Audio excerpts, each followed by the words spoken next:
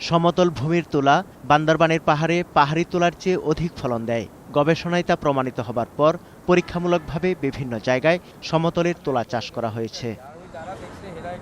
পাহাড়ি তুলা গবেষণা কেন্দ্রের সহায়তায় তুলা চাষ করে ভালো ফলন হওয়ায় খুশি চাষিরা। অনেক জুম চাষিও পাহাড়ি তুলার পরিবর্তে সমতলের তুলা চাষে আগ্রহী হয়ে উঠছেন। সমতল ভূমির CB-12 তুলার চাষ করছি, এবছর খুব লাভবান হয়েছি আমরা। পাহাড়ি তুলার পাশাপাশি আমরা এবছরে সমভূমি তুলাও চাষ করেছি। দুটোটাই মিলে আমরা ভালো এবছরে লাভবান হয়েছি। গতবারে আমরা পাহাড়ি তুলা চাষ করি, ফলন পাইছে। এবারে সমতল ভূমি তুলা চাষ করি, 2 গুণ আমরা ফলন পাবে এই আশা করি। সমভূমির তুলা ব্যাপক আকারে চাষ হয়েছে এবং ফলনও গত বছরের চেয়ে 2 গুণ বেশি হয়েছে।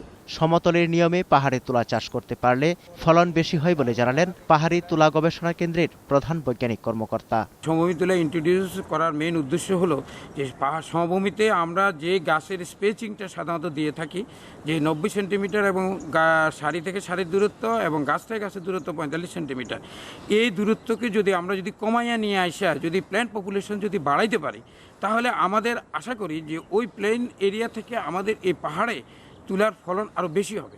আর তুলার ফলন যদি আমাদের বেশি হয়, তাহলে দেখা যাবে যে চাষিরা আর্থিকভাবে লাভবান হবে। গবেষণার মাধ্যমে তুলা চাষ আরও সম্প্রসারণ করতে পারলে চাষিরা অনেক লাভবান হবেন বলেও মনে করেন তিনি। Desk report, 21 television.